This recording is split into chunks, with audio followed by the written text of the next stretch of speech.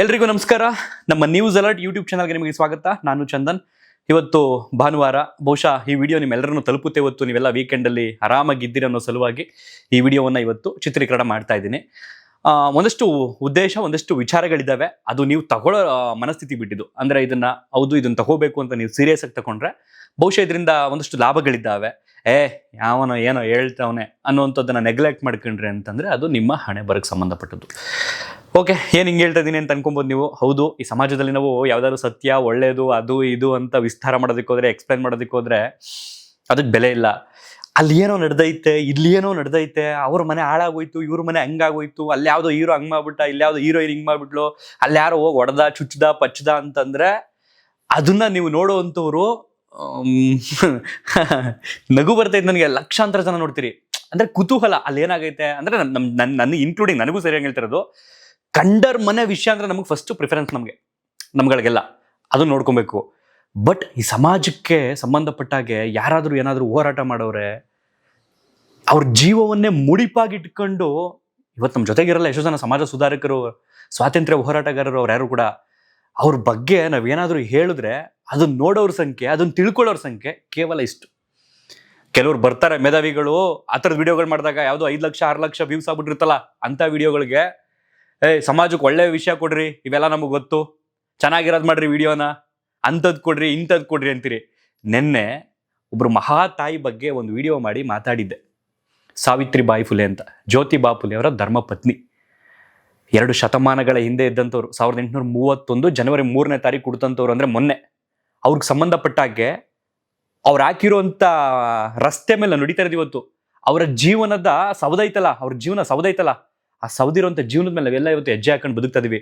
ಅವ್ರ ಬಗ್ಗೆ ಒಂದು ದಿನ ಪೂರ್ತಿ ಟೈಮ್ ತಗೊಂಡು ಪೂರ್ತಿ ರಿಸರ್ಚ್ ಮಾಡಿ 20 ನಿಮಿಷದ ಒಂದು ವಿಡಿಯೋ ಮಾಡಿದ್ದೆ. ಬಹುಶಃ ನೀವು ಅದನ್ನು ನೋಡಿದ್ರೆ ಒಂದು ಕ್ಷಣ ನಿಮ್ಮ ಕಣ್ಣಲ್ಲಿ ನೀರು ತುಂಬ್ಕೋಬೋದು, ಇಂಥವ್ರು ಇದ್ರ ನಮ್ಮ ಈ ಭೂಮಿಯಲ್ಲಿ ಅಂತ.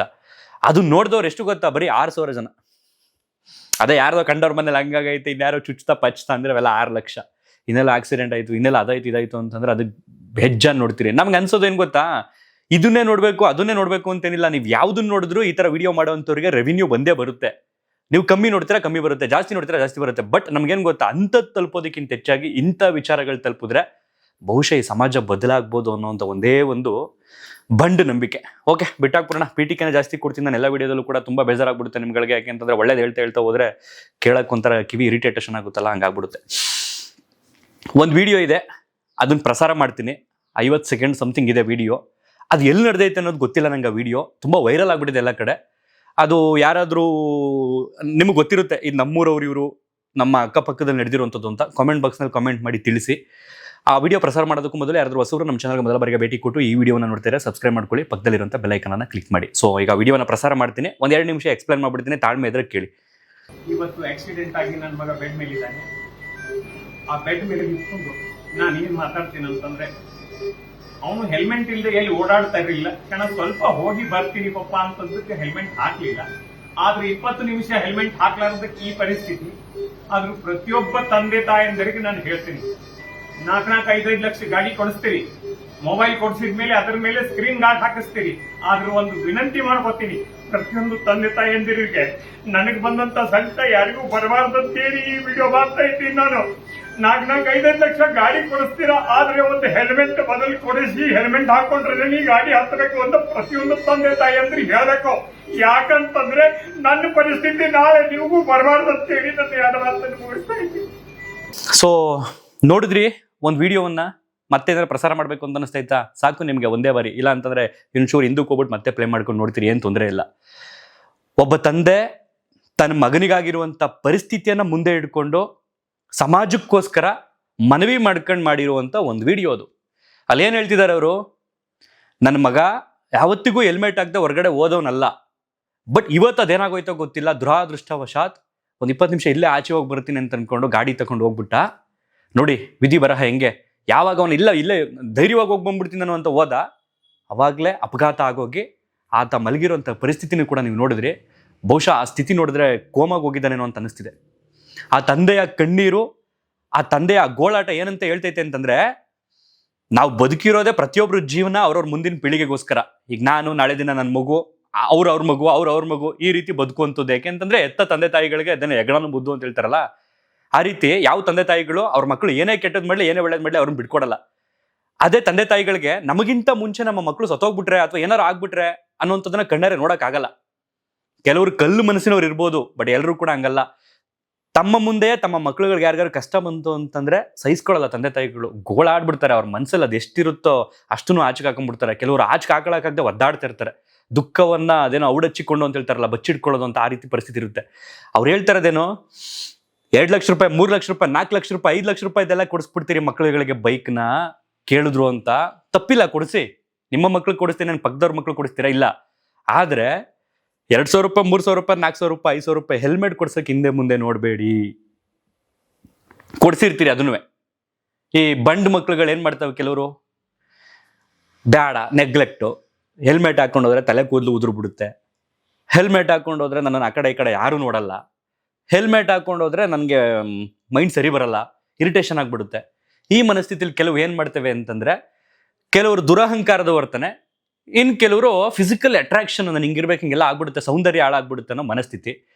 ಇನ್ ಕೆಲವರು ಏನೂ ಆಗಲ್ಲ, ದೇವ್ರಿದ್ದಾನೆ ನೋಡ್ಕೊಳ್ತಾನೆ ಬಿಡಿ, ಇಷ್ಟೂರ ಅಲ್ವಾ ಅಂತ ಬಂಡ್ ಧೈರ್ಯ. ಸೊ ಈ 3 ಪರಿಸ್ಥಿತಿಯಲ್ಲಿ ಆಚೆ ಹೋಗ್ಬಿಡ್ತಾರೆ. ಈ ರೀತಿ ಅಪಘಾತಗಳು ಮಾಡ್ಕೊಂಬಂದು ತಂದೆ ತಾಯಿಗಳಿಗೆ ನೋವು ಕೊಡ್ತಾರೆ. ಆ ತಂದೆ ಕೇಳ್ಕೊಳ್ತಾರದೇನು ಅಂತಂದ್ರೆ, ಕೊಡಿಸಿ, ನೀವಿಲ್ಲ ಅಂತಲ್ಲ, ಆದ್ರೆ ನಿಮ್ಮ ಮಗ ಏನಾದ್ರೂ ಬೈಕ್ ತಕೊಂಡು ಆಚೆ ಹೋಗ್ತೀನಿ ಅಂತಂದ್ರೆ ಹೆಲ್ಮೆಟ್ ಹಾಕೊಂಡು ಹೋದ್ರೆ ಮಾತ್ರ ಬೈಕ್ ಕೊಡ್ತೀನಿ ಅಂತೇಳಿ, ಇಲ್ಲ ಅಂದ್ರೆ ಕೊಡ್ಲೇಬೇಡಿ. ಇವತ್ತು ನನಗಾಗಿರೋ ಪರಿಸ್ಥಿತಿ ನಾಳೆ ದಿನ ನಿಮಗ್ ಬರ್ಬೋದು ಅಂತ ಕಣ್ಣೀರು ಹಾಕೊಂಡು ಹೇಳ್ತಿದ್ದಾರೆ. ಬಹುಶಃ ತುಂಬಾ ಕಮ್ಮಿ ಜನ ಈ ತರ ಹೇಳುವಂತವ್ರು. ಅಯ್ಯೋ ನಮ್ಮನೆ ಪರಿಸ್ಥಿತಿನ ಹಿಂಗಾಗೈತೆ, ಊರಿಗೆಲ್ಲ ಏನು ಉಪದೇಶ ಮಾಡೋದು ಅಂತ ಎಷ್ಟೋ ಜನ ಕೂತಿರ್ತಾರೆ ಮನೇಲಿ, ಅಳ್ಕೊಂಡು ಪಳ್ಕೊಂಡು ಅವ್ರವ್ರ ಸಮಾಧಾನ ಮಾಡ್ಕೊಂಡು. ಅಂಥದ್ರಲ್ಲಿ ಆ ತಂದೆ ಅವ್ರ ಮಗನಿಗಾಗಿರೋ ಪರಿಸ್ಥಿತಿ ಮುಂದೆ ಇಟ್ಕೊಂಡು ನಮ್ಗಳಿಗೆಲ್ಲ ಸಮಾಜಕ್ಕೆ ಒಂದು ಸಂದೇಶ ಕೊಡ್ತವ್ರೆ ಅಂತಂದ್ರೆ, ಈ ಹಿಂದೆ ಹೇಳೋರಲ್ಲ ಕೆಲವರು, ಈ ಸಮಾಜಕ್ಕೆ ಏನಾದ್ರು ಸಂದೇಶ ಕೊಡ್ಬೇಕು ಅಂತಂದ್ರೆ ಯಾರ್ದಾರು ಸಾವಿನ ಮೂಲಕ ಕೊಡ್ಬೇಕು. ಯಾರಾದ್ರೂ ಸತ್ತ ಮೇಲೆ, ಯಾರಾದ್ರೂ ಸಾವು ನೋವು ಸಂಭವಿಸಿದ ಮೇಲೆ, ನೋಡ ಅವ್ರು ಹಿಂಗಿದ್ರು, ಹಿಂಗಾಗ್ಬಾರ್ದು, ಇನ್ಮೇಲೆ ನಾವ್ ಹಿಂಗ್ ಬದಲಾಗಬೇಕು ಅನ್ನೋಂಥದ್ದನ್ನ ಸಂದೇಶವನ್ನ ಎಷ್ಟೋ ಜನ ಮಹನೀಯರು ಕೊಟ್ಬಿಟ್ಟು ಹೊರಟೋಗಿದ್ದಾರೆ. ಹಾಗಾಗಿ ಸಾಧ್ಯವಾದ್ರೆ ನಿಮ್ಮ ಮಕ್ಳುಗಳಿಗೆ ಬೈಕ್ ಕೊಡಿಸಿ, ಬೈಕ್ ಜೊತೆಗೆ ಹೆಲ್ಮೆಟ್ ಹಾಕೊಂಡು ಹೋಗ್ಲೇಬೇಕು ಅಂತ ಕಡ್ಡಿ ತುಂಡು ಮಾಡ್ದಂಗೆ ಹೇಳ್ತಿರೋ, ರಿಕ್ವೆಸ್ಟ್ ಮಾಡ್ಕೊಳ್ತಿರೋ, ಆರ್ಡರ್ ಮಾಡ್ತಿರೋ, ನಿಮಗ್ ಬಿಟ್ಟಿದ್ದು ತಂದೆ ತಾಯಿಗಳಿಗೆ. ಯಾಕಂತಂದ್ರೆ ನಾಳೆ ದಿನ ನೀವು ನಿಮ್ಮ ಮಕ್ಕಳನ್ನ ಆ ಬೆಡ್ಡಲ್ಲಿ ಮಲಗಿಸ್ಕೊಂಡು ಅಳುವಂಥದ್ದು, ದುಃಖ ಬರೆಸುವಂಥದ್ದು ಕಮ್ಮಿ ಆಗಬೇಕು ಅಂತಂದ್ರೆ ನೀವು ಸ್ವಲ್ಪ ಕ್ಲಿಷ್ಟಕರವಾದ ತೀರ್ಮಾನವನ್ನೇ ತೆಗೆದುಕೊಳ್ಬಹುದು. ಇಲ್ಲಿ ಕೆಲವರು ನನಗೀಗ ಹುಡುಗರುಗಳು ಬೈಕೊಂಬೋದು, ಯಾವನು ಹಿಂಗೆ ಹೇಳ್ಬಿಡ್ತಾನೆ ಅಂತ ಅನ್ಕೊಂಡು. ಬಹುಶಃ ನಾನು ನಿಮ್ಮ ವಯಸ್ಸಿನಲ್ಲಿದ್ದಾಗ, ಅಂದ್ರೆ ಈಗ ನನಗೆ 30 ಅನ್ಕೊಳ್ಳಿ, 20, 21, 22 ಆ ಸಂದರ್ಭದಲ್ಲಿ ನಮ್ಮನೆ ಬೈಕ್ ಕೊಡ್ಸಕ್ಕೆ ಹಿಂದೆ ಮುಂದೆ ನೋಡೋರು. ಕಾರಣ ಏನು ಅಂತಂದ್ರೆ, ದುಡ್ಕೊಂಡು ತಗೊಳ್ಳಿ ಅಂತ. ಆ ದುಡ್ಕೊಂಡು ತಗೊಂಡಾಗ ಅದ್ರ ವ್ಯಾಲ್ಯೂನೇ ಬೇರೆ ಇರ್ತಾರೆ, ಬಿಡಿ. ನಾವು ಸಂಪಾದನೆ ಮಾಡಿ ತಗೊಂಡಾಗ ಆ ಸಮಯದಲ್ಲಿ, ಆ ಸಂದರ್ಭದಲ್ಲಿ ನನಗೂ ಕೂಡ ಅನ್ಸುತ್ತೆ, ಶೋಕಿ ಮಾಡೋ ಏಜ್ ಅದು.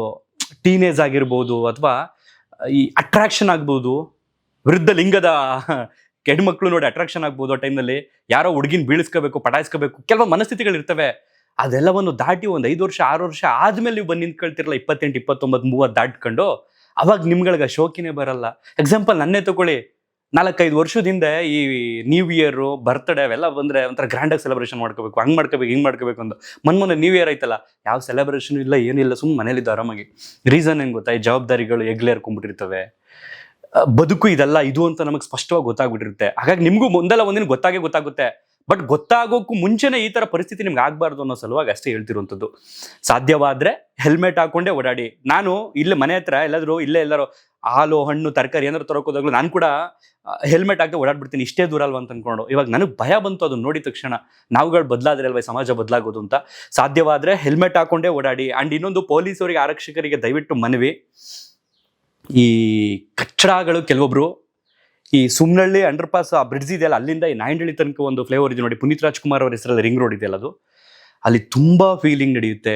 ಬೈಕ್ ಎತ್ಕೊಂಡು ನಂಬರ್ ಪ್ಲೇಟ್ ಇರಲ್ಲ, ಒಬ್ಬನ್ ಕಾಪಾಡಕ್ಕೆ 3 ಜನ ಆ ಕಡೆ ಈ ಕಡೆ ವೀಲಿಂಗ್ ಮಾಡ್ಕೊಂಡು ಅವನನ್ನ ವಿಡಿಯೋ ಮಾಡೋಕೊಬ್ಬ, ಅವನನ್ನ ರಕ್ಷಣೆ ಮಾಡೋಕೊಬ್ಬ, ಯಾರಾದ್ರೂ ಏನಾದ್ರು ನೋಡ್ಬಿಡ್ತಾರ ಅಂತ ಸೇಫ್ ಮಾಡ್ಕೊಂಡು ತುಂಬಾ ಜನ ಓಡಾಡ್ತಿದ್ದಾರೆ. ಅದರಿಂದ ಪಬ್ಲಿಕ್ ತುಂಬಾ ತೊಂದರೆ ಆಗ್ತೈತೆ. ಇವ್ರು ವೀಲಿಂಗ್ ಮಾಡ್ಕೊಂಡು ಹೋಗೋ ಬರ್ದಲ್ಲಿ ಯಾರೋ ವಯಸ್ಸಾದ ತಂದೆ ತಾಯಿ ಬೈಕಲ್ಲಿ ಹೋಗ್ತಿರ್ತಾರೋ, ನಡ್ಕೊಂಡು ಹೋಗ್ತಿರ್ತಾರೋ, ಅದರಿಂದ ಗಾಬರಿ ಆಗುವಂಥದ್ದು, ಇನ್ನೇನೋ ಆಗಿ ಅವ್ರು ಬೀಳುವಂಥದ್ದು, ಇವ್ರು ಮಾಡೋ ಮಿಸ್ಟೇಕ್ಸ್ಗಳಿಗೆ ತುಂಬಾ ಆಗ್ತೈತೆ. ದಯವಿಟ್ಟು ಬೆಂಗಳೂರು ಪೊಲೀಸರಲ್ಲಿ ಮನವಿ, ಸಾಧ್ಯವಾದಷ್ಟು ಇವ್ರನ್ನ ಕಂಟ್ರೋಲ್ ಮಾಡಲಿಲ್ಲ ಅಂತಂದ್ರೆ ಅಮಾಯಕರು ಪ್ರಾಣ ಹೋಗುತ್ತೆ. ಇದನ್ನು ಬರ್ದಿಟ್ಕೊಳ್ಳಿ.